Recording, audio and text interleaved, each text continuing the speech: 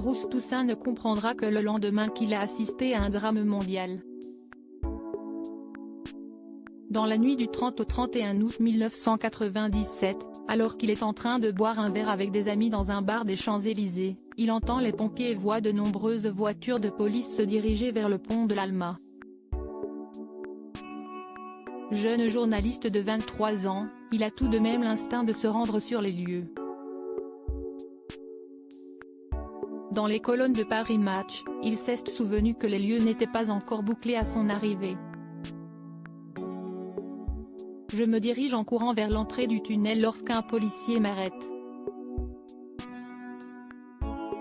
Je me trouve à moins de 30 mètres. Le drame vient de se produire.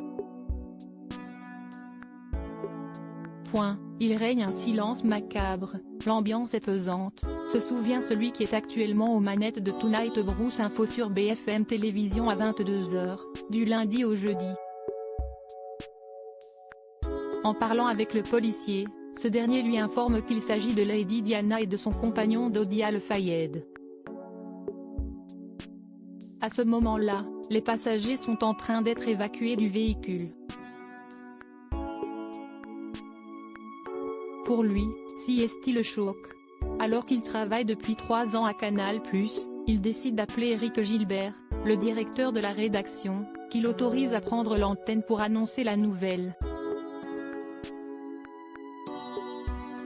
La nouvelle de la mort de Lady Diana tombe à 5 h lorsqu'il arrive à la rédaction.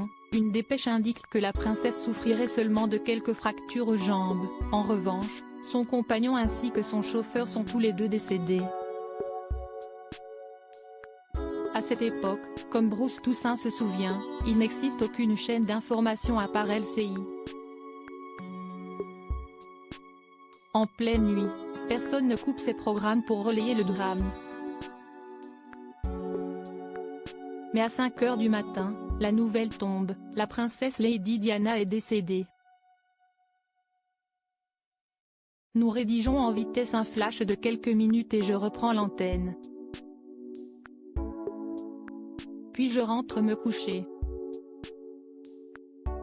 Dans l'excitation, il comprendra l'ampleur de ce qu'il vient de se passer qu'en se réveillant et en voyant la vague d'émotions qui touche le monde entier.